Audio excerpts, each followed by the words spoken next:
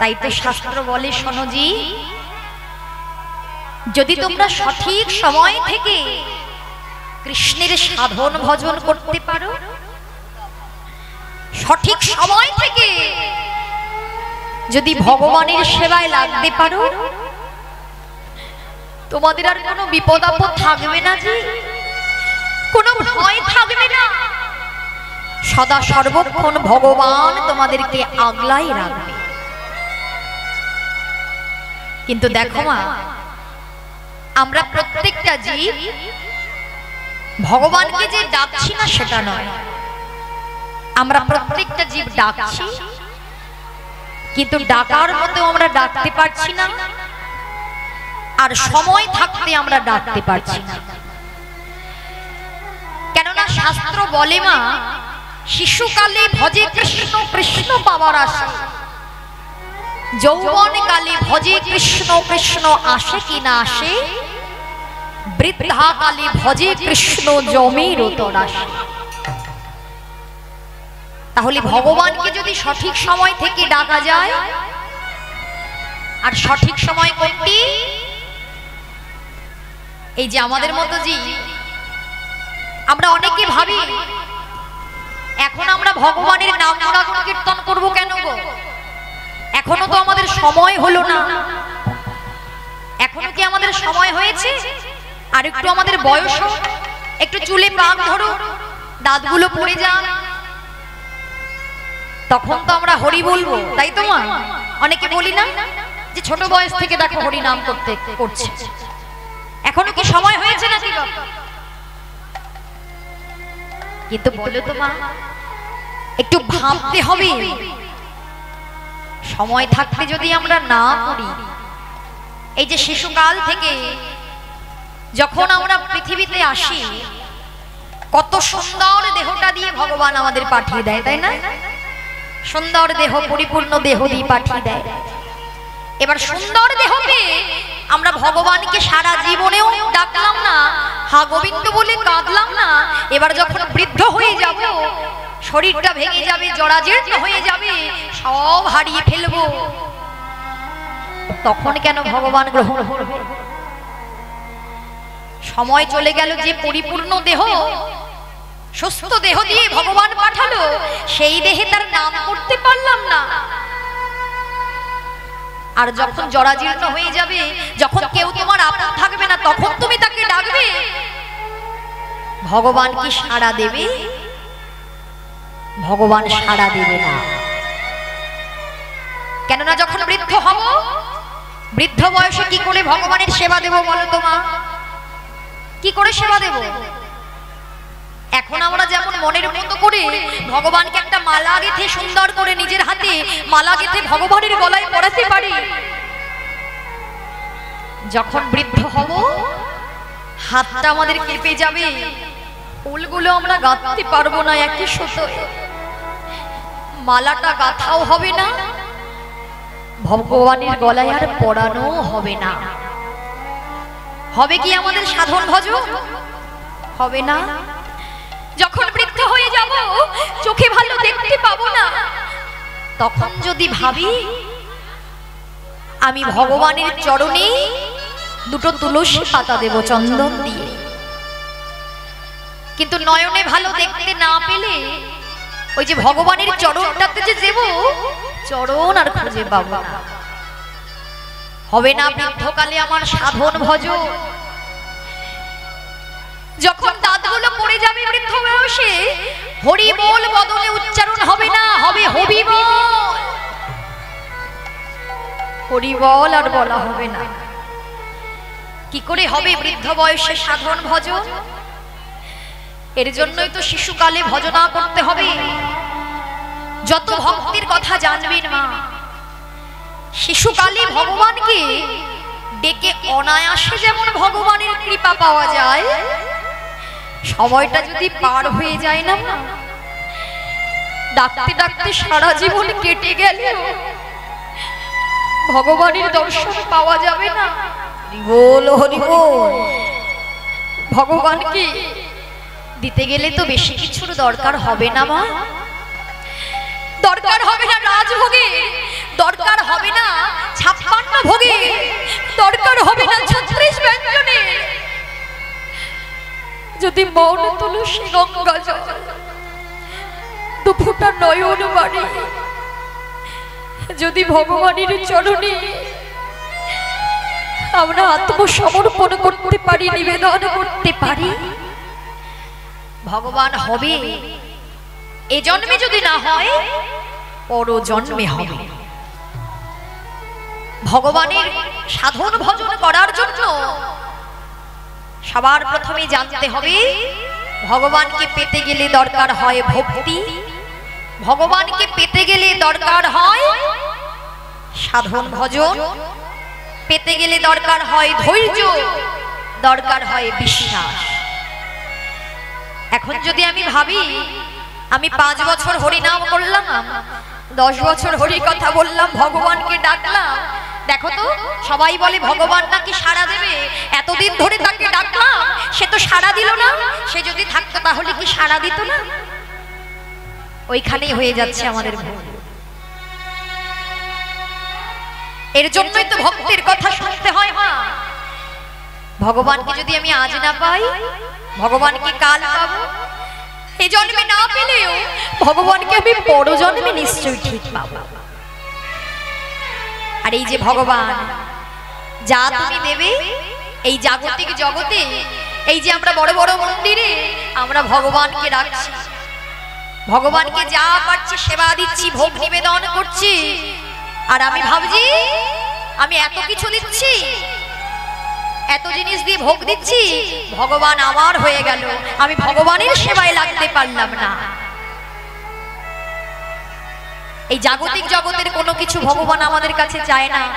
এই জাগতিক জগতে আমি যতটুকু ভগবানকে তুলে দিচ্ছি সে তো আমায় দিয়েছে বলে আমি তাকে তুলে দিতে পারছি। এই জাগতিক জগতের কোনো কিছু দিয়ে ভগবানকে বেঁধে রাখা যায় না। যদি ভগবানকে তোমায় বাঁধতে হয়, দুফোঁটা নয়নে জলে তুমি ভগবানকে বাঁধতে পারবে, আপন করলে ভগবানকে বাঁধা যাবে,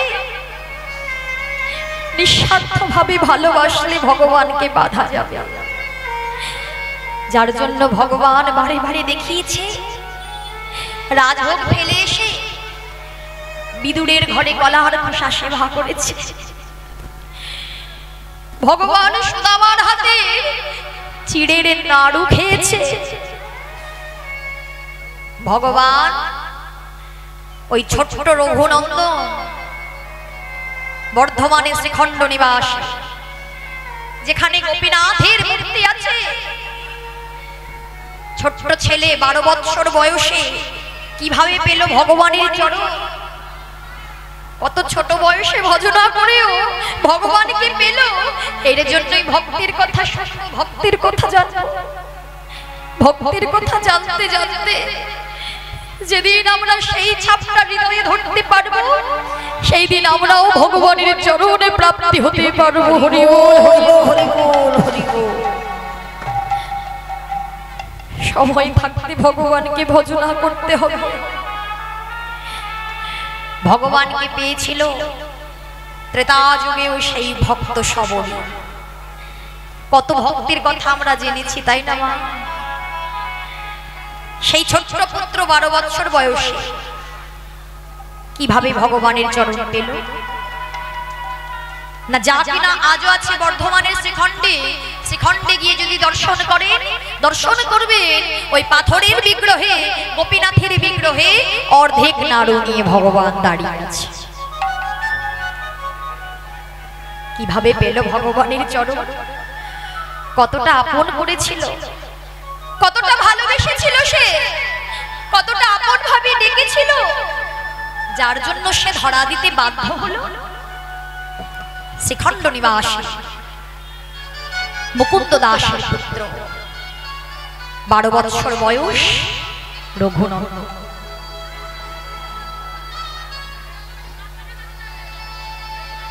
আচ্ছা মা, তোমাদেরকে এত করে বলছি যে তোমরা এদিক থেকে কেউ চিৎকার চেঁচামেচি করো না, তোমরা কোনো কথাই শুনছো না।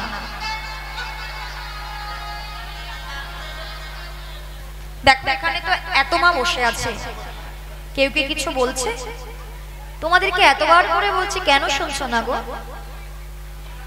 হ্যাঁ, কেন শুনছো না?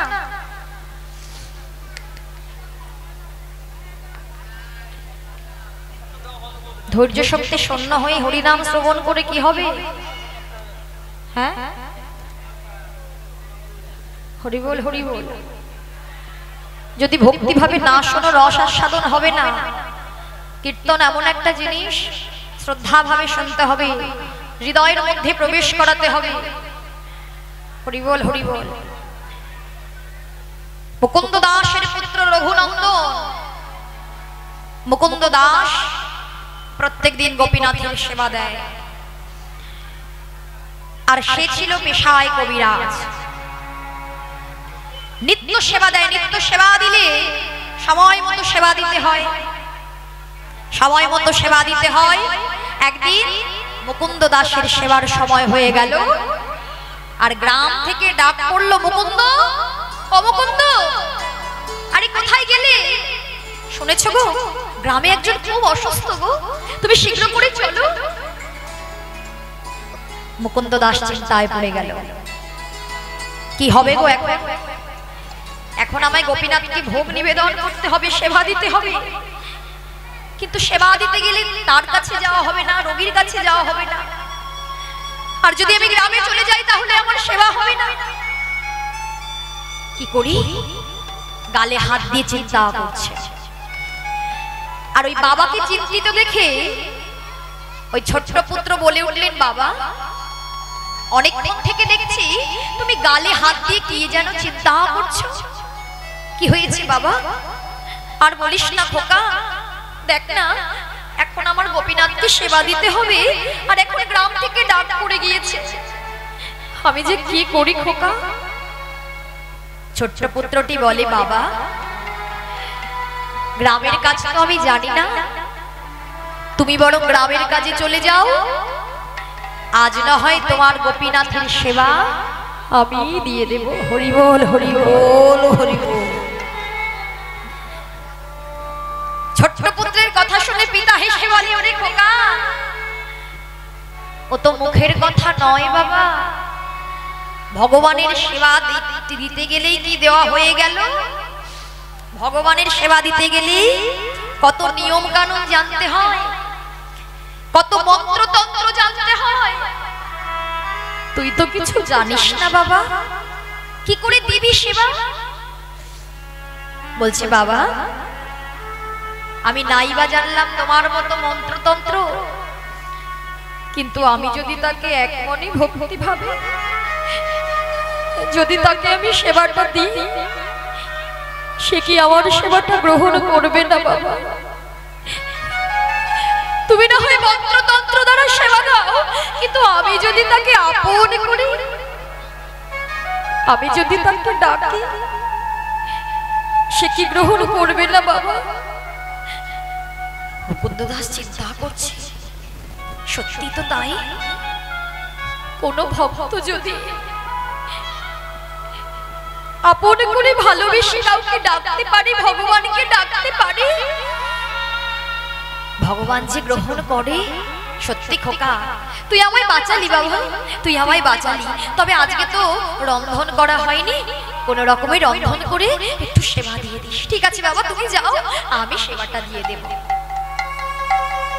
চলে গেলেন বাবা, আর সন্তান এসে দেখে রন্ধনশালায় কিছুই রান্না হয়নি, সব জোগাড় করা আছে, কিন্তু ছোট্ট পুত্র তো ছোটবেলা থেকে দেখেছে যে বাবা কিভাবে রন্ধন করে, কিভাবে সেবা দেয়, কিন্তু অত কিছু রন্ধন করতে পারেনি, সবই কিছু একটা পাত্রে ঢেলে দিয়ে কোন রকমের রন্ধন করছে। আর রন্ধনশালাতে গোপীনাথকে ডেকে ডেকে বলছে, গোপীনাথ, আমি তো রন্ধনটা ভালো জানি না, তবে ও গোপীনাথ, আজকে না বাবা তো ঘরে নেই, তাই তুমি একটু কষ্ট করে খেয়ে নিও, আমার বাবা কাল তোমাকে আবার সেবা দেবে। এই বলে রন্ধন করে একটা পাথরের বাটিতে ঢেলে নিয়ে গোপীনাথের মন্দিরে গিয়ে একটা তুলসী পাতা নিবেদন করে ভোগটা দিয়ে একটা আসন পেতে দিয়ে গোপীনাথকে ডেকে ডেকে বলে, গোপীনাথ, ও গোপীনাথ, এসো গোপীনাথ এসো,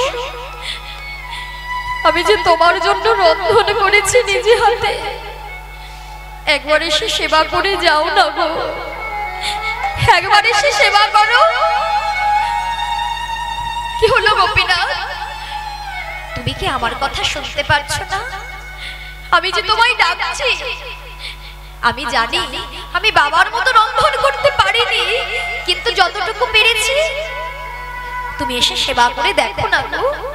এসো গোপীনাথ এসো। ও গোপীনাথ, আসছো না কেন? আসছে না কেন গোপীনাথ?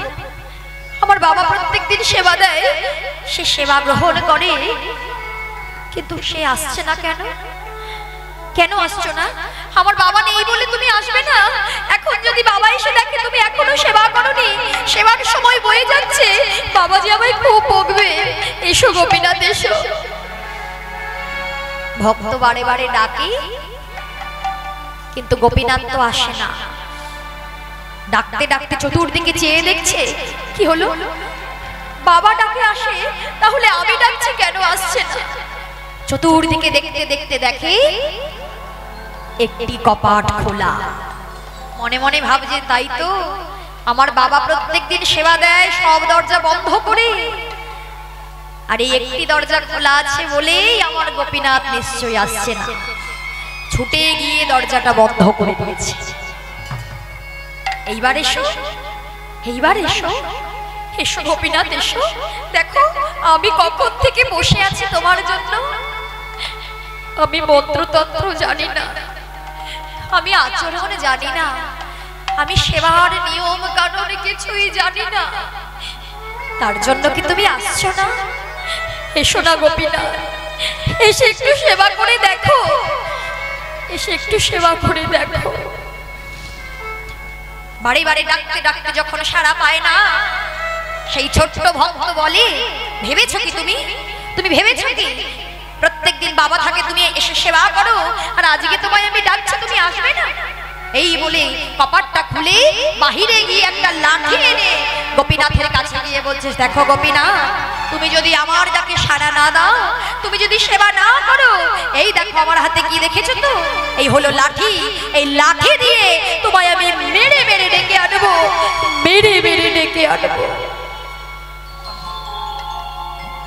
ভক্ত যখন লাঠির ভয় দেখাচ্ছে, গোপীনাথ পাথরের ভেতর থেকে, মূর্তির ভেতর থেকে অঝরে নয়ন ধারায় বুক ভাষায় কাঁদছে।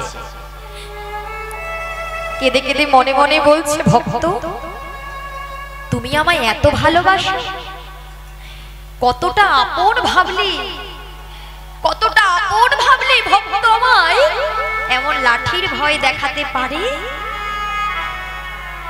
কিন্তু এই যে ভক্ত আমায় ডাকছে, এই পাথরের মধ্য থেকে আমি ভক্তের ভালোবাসা অনুভব করতে পারবো না, তাই আমাকে বাহিরে যেতে হবে। এই বলে গোপীনাথ সচল মূর্তি ধারণ করে ওই পাতা আসনে আসন গ্রহণ করেছে। আর ছোট্ট পুত্রটি মনে মনে ভাবছে, দেখেছো তো, দেখেছো এতক্ষণ ডাকছিলাম, এতক্ষণ আর আসেনি, যেই লাঠির ভয় দেখিয়েছি অমনি ভয়ে সে চলে এসেছে। ও গোপীনাথ, এবার সেবা করো, সেবা করে দেখো তো কেমন হয়েছে। ভগবান সেবা করে, সেবা করছে, আর নয়ন ধারায় বুক ভাষায় কাঁদছে, কেঁদে কেঁদে বলছে, ভক্ত অমৃত, এই যে অমৃত, জানো ভক্ত, এতদিন আমি তোমাদের ঘরেই ছিলাম, কিন্তু তোমার বাবা, তুমি যতটা ভালোবেসে আপন করে ভক্তি দিয়ে আমায় তুমি ডাকলি, তোমার বাবা এতদিন আমায় ডাকেনি জানো ভক্ত, কিন্তু তুমি যে ডেকেছো, তাই যে আমি না এসে থাকতে পারলাম না ভক্ত। আমি তো এই জাগতিক জগতের কোনো কিছু চাই না ভক্ত। কোনো ভক্ত যদি এমন ভাবে আপন করে, কোনো ভক্ত যদি আমায় ভালোবাসতে পারে, আমি যে সেই ভক্তের কাছে ঋণী হয়ে যাই, সেই ভক্তের ভালোবাসায় বাধা পড়ে যায় ভক্ত। অমৃত ভক্ত অমৃত। সেবা করতে করতে করতে করতে রঘুনন্দন অন্যদিকে চেয়েছিলেন মা, হঠাৎ করে দেখে যে গোপীনাথ সেবা করতে করতে পাথরের বাটিতে আর একটুখানিও প্রসাদ ওই হাতে একটুখানি পড়ে আছে। আর দেখতে পেয়ে ছুটে গিয়ে রঘুনন্দন ওই ভগবানের হাতটা চেপে ধরেছে। কি ও গোপীনাথ, এ তুমি কি করলে গো? হে তুমি কি করলে? তুমি সব সেবা করে নিলে, এখনো আমি বাকি আছি, আমার বাবা বাকি আছে, আমরা যে প্রসাদ পাইনি এখনো। ভক্ত কি জানো তো, আজকে তোমার হাতে এমন প্রসাদ পেয়ে আমি সবার কথা ভুলে গিয়েছিলাম। ঠিক আছে ভক্ত, ঠিক আছে, এই দেখো, এই যে আমার হাতের প্রসাদটুকু আমি তোমার জন্য রেখে গেলাম, তুমি সেবা করো। এই বলে আচমন করে ভগবান আবার ফিরে গেলেন। আর সেই গোপীনাথের প্রসাদটা রঘুনন্দন মনের আনন্দে সেবা করছে। সেবা করে ওই পাথরের বাটিটা ধুয়ে আবার জায়গায় রেখে দিয়েছে। যেই জায়গায় রেখে দিয়েছে না মা, সময় মতো মুকুন্দ দাস এসে বলছে, খোকা, এই খোকা, খোকা রে, হ্যাঁ বাবা তুমি আমায় ডাকছো? এই বাবা তুই আমার গোপীনাথের সেবাটা দিয়েছিস তো বাবা? হ্যাঁ বাবা আমি সেবা দিয়ে দিয়েছি। বেশ, দে দে দে, আমায় একটু প্রসাদ দে। প্রসাদ? প্রসাদ তো নেই বাবা। প্রসাদ নেই কেন? তাহলে কি কোনো ভক্ত এসেছিল? না বাবা। তাহলে তোর কোনো খেলার সাথী? না না। কি জানো তো বাবা, প্রথমে তো গোপীনাথ আসছিল না, আর যখন এলো সব প্রসাদ সেবা করে চলে গেল। ভাগ্যিস হাতটা চেপে ধরেছিলাম, ওইটুকু প্রসাদ আমি নিজেই সেবা করেছি। মুকুন্দ দাস মনে মনে ভাবতে লাগলেন, মিথ্যে মিথ্যে বলছে আমার সন্তান, যে কিনা পাথরের মূর্তি। এগো, এতদিন ধরে পাথরের মূর্তিতে আমি সেবা দিয়েছি, ভোগ লাগিয়েছি, মন্ত্র তন্ত্র বলে নিবেদন করেছি। কোনদিন গোপীনাথ তো আমার সামনে আসে? কি করে আসবে? সে যে পাথর, পাথর কি কথা বলে? পাথরের মূর্তি কি সেবা করে? আমার সন্তান নিশ্চয়ই মিথ্যে বলছে। তাহলে ভাবো মা, যার যেমন ভাব, অন্তর যদি হয় ভক্তি শূন্য, কি হবে আচরণ করে? অন্তরে যদি ভক্তি না থাকে, তুমি যতই মন্ত্রতন্ত্র বলো না কেন, যতই তুমি তিলক সেবা করো, মালা ধারণ করো, যত যাই আচরণ করো না কেন, ভক্তি শূন্য যদি হৃদয় হয়, সেই ভক্তি শূন্য হৃদয়ে ভগবান কখনো ধরা পড়ে না। এতদিন পাথরের মূর্তি ভেবে সেবা দিয়ে গিয়েছে, পাথরের মূর্তি ভেবে সেবা দিয়ে ভগবানের কৃপা করুণা থেকে বঞ্চিত হয়েছে। আর তার সন্তান কতটুকু বোঝে, কতটুকু জানে, কিন্তু ভক্তি ভাবে, আপন ভেবে ভগবানকে যে সেবা দিয়েছে, ভগবান বাধা পড়ে গিয়েছে। তাই মনে তো সন্দেহ, পরের দিন সন্তানকে পরীক্ষা করবে বলে বলছে, বাবা রঘুনন্দন, তুই তো এখন ভালোই সেবা দেওয়া শিখে গিয়েছিস, তা শোন বাবা, আজকে আমায় আবার গ্রামের কাজে যেতে হবে, আজকে তোকে রন্ধন করতে হবে না, আমি নাড়ু তৈরি করে রেখেছি, গোপীনাথ নাড়ু সেবা করতে বড় ভালোবাসে, তুই নাড়ু দিয়ে আজকে গোপীনাথকে সেবা দিস। বেশ, ঠিক আছে বাবা। এই বলে মন্দিরের পেছনে দাঁড়িয়ে আছে সবার আলো, আর পাথরের বাটিতে কটা নাড়ু ঢেলে নিয়ে ওই ছোট্ট পুত্র এক পা দু পা করে তুলসী পাতা নিবেদন করে গোপীনাথের কাছে গিয়ে সেই নাড়ুর বাটিটা রেখে আসনটা পেতেছে মা।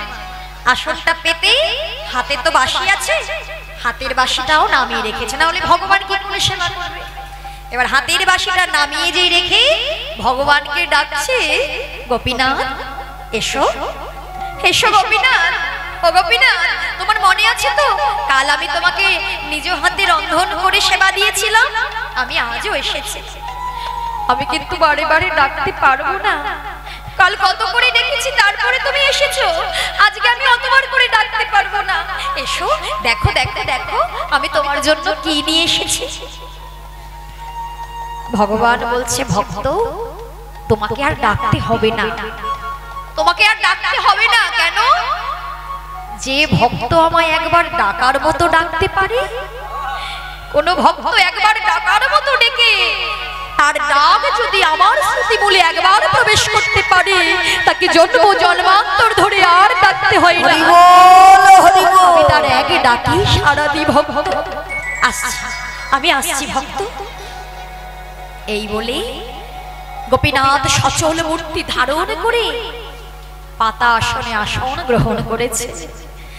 পাতা আসনে যে আসন গ্রহণ করেছে না, রঘুনন্দন বলছে, দেখো গোপীনাথ আমি তোমার জন্য আজকে কি নিয়ে এসেছি। ও রঘুনন্দন, তুমি আমার জন্য নাড়ু নিয়ে এসেছো? তুমি নিজে হাতে তৈরি করেছো বুঝি? না না, আমি তো না, আমার বাবা তৈরি করেছে। বাবা বলেছে তুমি নাকি নাড়ু সেবা করতে বড় ভালোবাসো। হ্যাঁ ভক্ত, তুমি তৈরি করো আর নাই বা করো, ভক্তের হাতের পরশ তো লেগে আছে, তোমার হাতের পরশ তো লেগে আছে। এই নাড়ু যে অমৃত, সেই একটা নাড়ু নিয়ে অর্ধেকটা কামড় দিয়েছে। যেই সেবা করছে গোপীনাথ, গোপীনাথের সেবাটা দর্শন করে রঘুনন্দন মনে মনে চিন্তা করছে, কালকে গোপীনাথ সেবা করছিল আর আমি পাশে দাঁড়িয়েছিলাম, এর জন্য গোপীনাথ সব সেবা করে নিয়েছিল। আজকে আর তা হবে না, আজকে গোপীনাথও সেবা করবে আর আমি তার সঙ্গে সঙ্গে আমিও সেবা করব। তাই ছুটে গিয়ে একটা নাড়ুর বাটি থেকে একটা নাড়ু নিয়ে অর্ধেকটা কামড় দিয়ে সেবা করে যেই ভালো লেগেছে, ওই উচ্ছিষ্ট নাড়ুটা আমার ভগবানের বদনে তুলে দিয়েছে। ভগবানের বদনে তুলে দিয়েছে, সেবা করো। দেখো গোপীনাথ, দেখো কত সুন্দর গো, আমার বাবা তোমার জন্য কত সুন্দর নাড়ু তৈরি করেছে। দেখো গোপীনাথ, ভক্তের ভালোবাসা দেখে, ভক্তের অনুরাগ দেখে ভগবানের নয়নে জলে বুকে ভাসিয়ে কাঁদছে।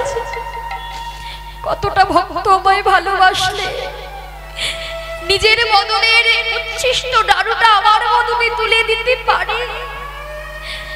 ভগবানের নয়নে জল দেখে ছোট্ট পুত্র বলছে, গোপীনাথ আমি তোমায় এটো নাড়ুটা দিলাম বলে তুমি কাঁদছো। কি জানো তো, আমার না নাড়ুটা সেবা করে বড় ভালো লেগেছিল, তাই আমি তোমার বদনে তুলে দিয়েছি। আমি তো জানতাম না যে এর জন্য তুমি কাঁদবে। তুমি কেঁদো না গো, আমি আর তোমায় এটো নাড়ু দেব না। না না ভক্ত, তুমি আমায় এটো নাড়ুটা দিয়েছো বলে আমি কাঁদিনি। তাহলে ভক্ত, যেমন ভাবে তুমি তোমার বদনের নাড়ুটা আমার বদনে তুলে দিলি, আমি আমার বদনের নাড়ুটা আমি তোমার বদনে তুলে দেব, তোমায় সেবা করিয়ে দেব নিশ্চয়ই। এই বলি আজ ভক্ত দেয় ভগবানের বদনে, ভগবানের বদনে, আর ভগবানের মহাপ্রসাদ তুলে দেয় ভক্তের বদনে, ভক্তের বদনে। ভক্ত ভগবানের মধুর মিলন, মধুর ভালোবাসা, মধুর ভালোবাসা। কত অনুরাগ, কত ভালোবাসে ভগবানকে আপন করে, ভগবানকে আপন করে। ভক্ত ভগবানের মধুর মিলন, মধুর ভালোবাসা সেবা দিচ্ছে। আর মুকুন্দ দাস মন্দিরের পেছন থেকে শুনতে পাচ্ছেন, ওখানে আমার পুত্র একা নেই, আমার পুত্র রঘুনন্দন ছাড়াও ওই মন্দিরের মধ্যে আরো একজন আছে। ছুটতে ছুটতে গিয়ে দেখে কপাট বন্ধ, আর ছুটতে ছুটতে কপাট বন্ধ দেখে মুস্তাদ হাতে দরজাটা যেই খুলে দিয়েছে, গোপীনাথ সেই অর্ধেক নাড়ু নিয়ে বিগ্রহে প্রবেশ করেছে। দেখা পেল না মা, দেখা পেল না। গিয়ে দেখে যে হাতে ছিল বাঁশি, সেই হাতে আর বাঁশি নেই। যে হাতে বাঁশি ছিল সেই হাতে বাঁশি নেই। সেই হাতে অর্ধেকটা নাড়ু ধরে ভগবান আমার দাঁড়িয়ে আছে। দর্শন করে, দর্শন করা মাত্র একেবারে তার সন্তানকে পিতা হয়ে বক্ষ মাঝে জড়ায় ধরেছে। রঘুনন্দন, ওরে ও রঘুনন্দন, এতদিনের আমার সব সেবা বিফল হয়ে গেল রে বাবা। এতদিন ধরে আমি তাকে সেবা দিলাম, কিন্তু হৃদয়ে যে ভক্তি শূন্য, হৃদয় যে সাধন শূন্য, আমি যে তার দর্শন পেলাম না রে বাবা।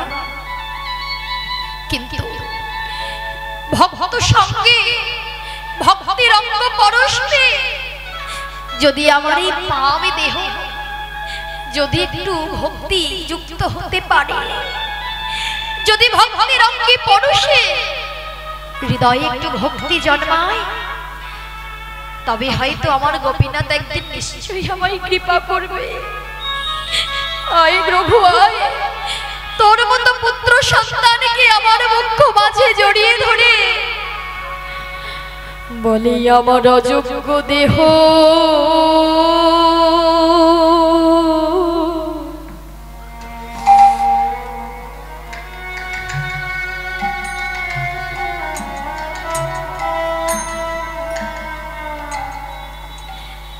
আমি যে যোগ্য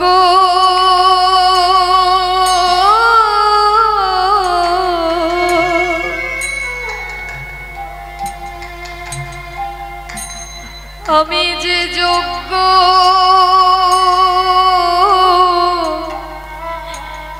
করি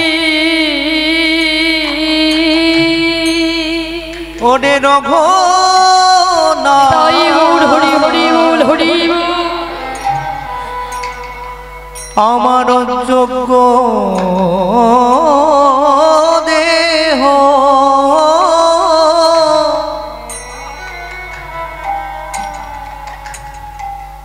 আমি যোগ্য করি, আমার এই অযোগ্য দেহ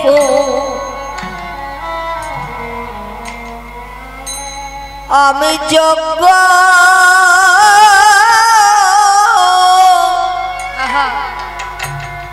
আমি যোগ্য করি।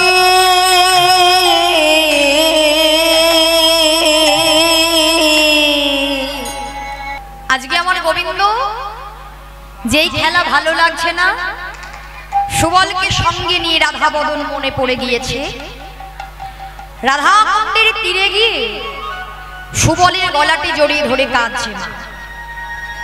এদিকে আমার রাধারানী কৃষ্ণ সুখ প্রদায়িনী শ্রীমতী রাধারানী বাদিনীর ঘরে বসবাস করে, তাই না মা? আর বাদিনীর ঘরে কত জ্বালা, কৃষ্ণ নাম উচ্চারণ করতে পারে না। রাধে রাধে হরি বল।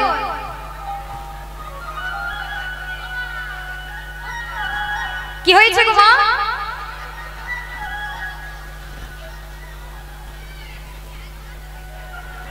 এত কথা কিসের ওদিকে? রাধে রাধে। শ্রীমতী রাধারানীর বাদিনীর ঘর, যে বাদিনীর ঘরে কৃষ্ণের সাধন ভজন হয় না, তাহলে শ্রীমতী রাধারানী প্রত্যেক দিন ওই বাদিনীর ঘরে বসে মাগো গোবিন্দের সেবার জন্য একটি মালা গাঁথা। তাহলে এই যে শ্রীমতী রাধারানী গোবিন্দের অংশ হয়ে ভগবানকে পেতে গেলে সেই জীবকে কষ্ট পেতেই হয়, তার প্রমাণ সাক্ষাৎ রাধারানী।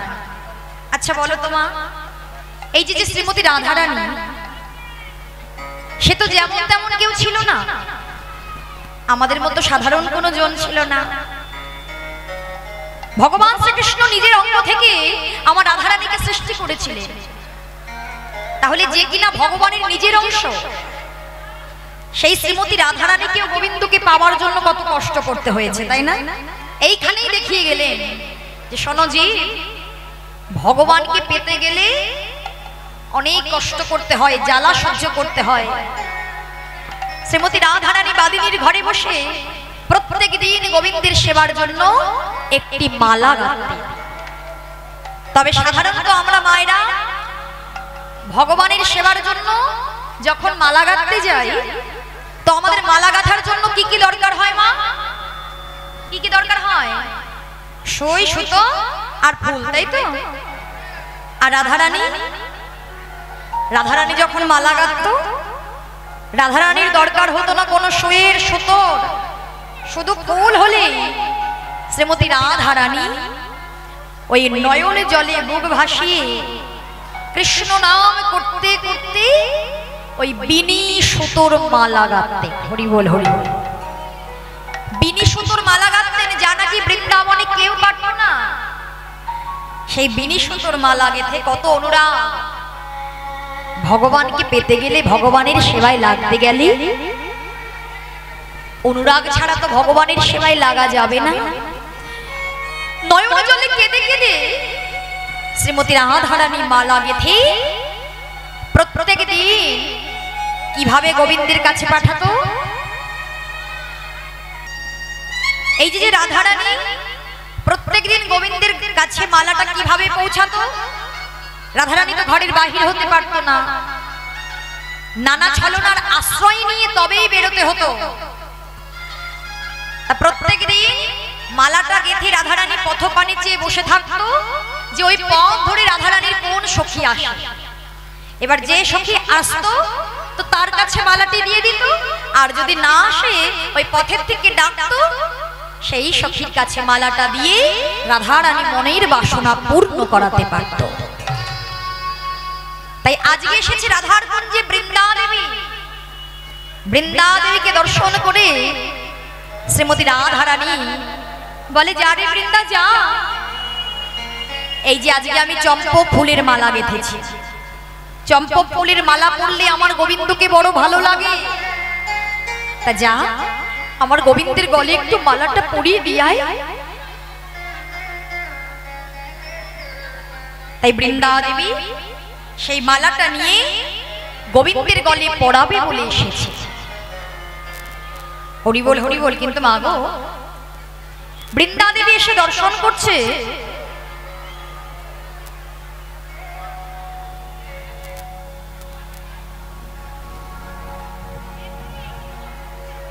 ও মা এক কাজ করুন, তাহলে আপনারা আগে কথাটা মিটিয়ে নিন, তারপরে না হয় আমি বলবো।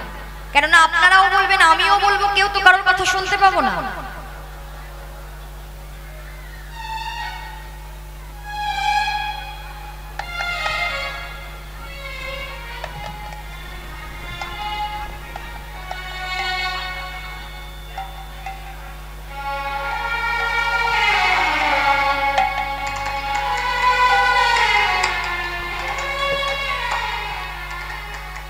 রাধে রাধে। তাহলে মাগো, বৃন্দা দেবী গোবিন্দের গলে রায়ের দত্তা মালাটা নিয়ে এসেছে, কিন্তু ভগবানকে পড়াতে যাবে, দেখে ভগবান রাধার বিরহে কাতর হয়ে সুবলের গলাটি জড়িয়ে ধরে কাঁদছে।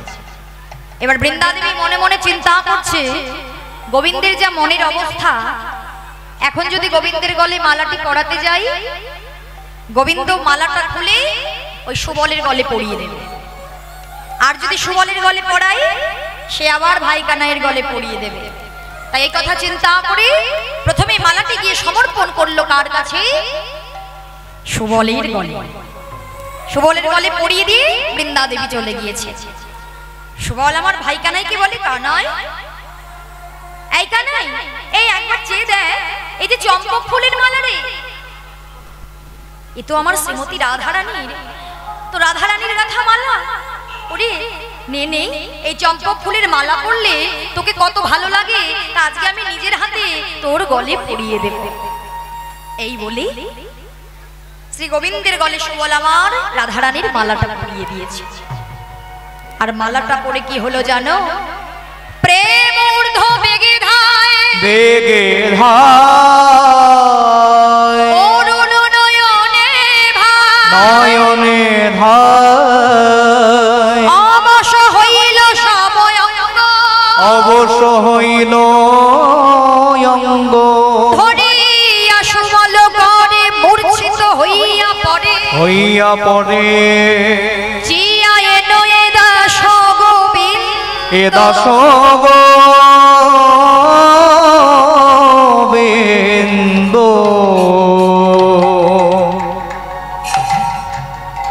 সেই মালা পরে ভগবান কৃষ্ণের রাধা রানীর বিরহে কাতর হয়ে থরথর থরথর করে অঙ্গটা কাঁপতে লাগলো।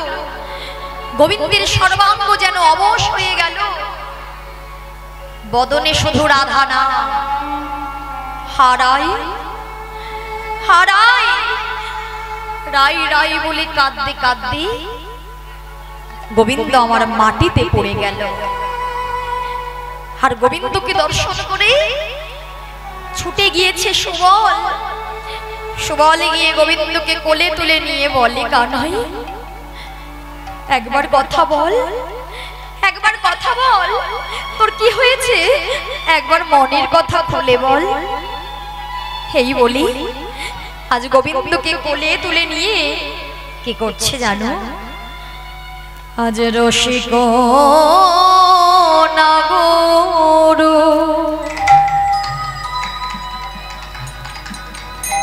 বিরহে কাতর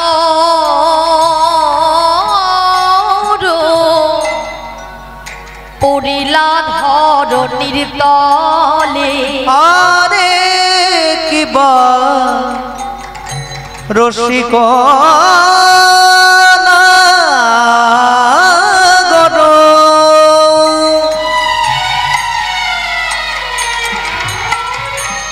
বিরহে কাতর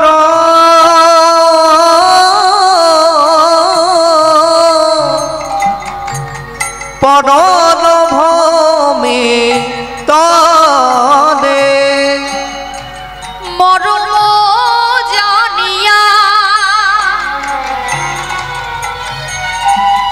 আজ ব্যথিত হইয়া সুবল করিল কোলে।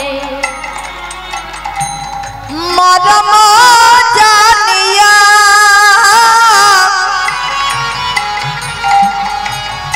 ব্যতীত হইয়া সুবল করিল কোলে। বনদাবানলে আর বিষ জলে প্রাণদান দিলে তুমি, সে ধার সাধিব যে বল বলিবি তাহাই করিব আমি। আমি সে ধার সাধিব যে বল বলিব তাহাই করিব আমি। তুই আমায় যা বলিবি আমি তাই করিব, তুই আমায় যা বলিবি আমি তাই করিব, আমায় যা বলিবি আমি তাই করিব। যদি মরিতে বলিস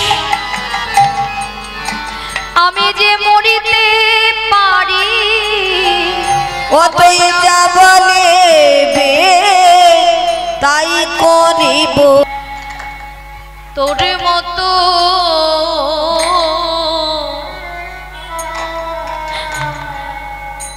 তোর মতো ভক্তকে বুকে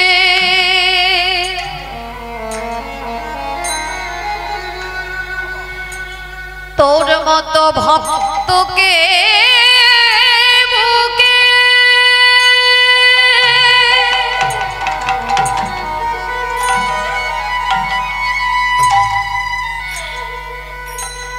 ভক্তকে বুকে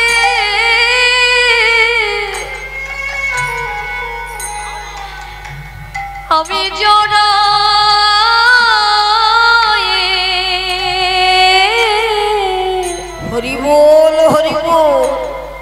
জড়ায় ধরি ওরে রঘু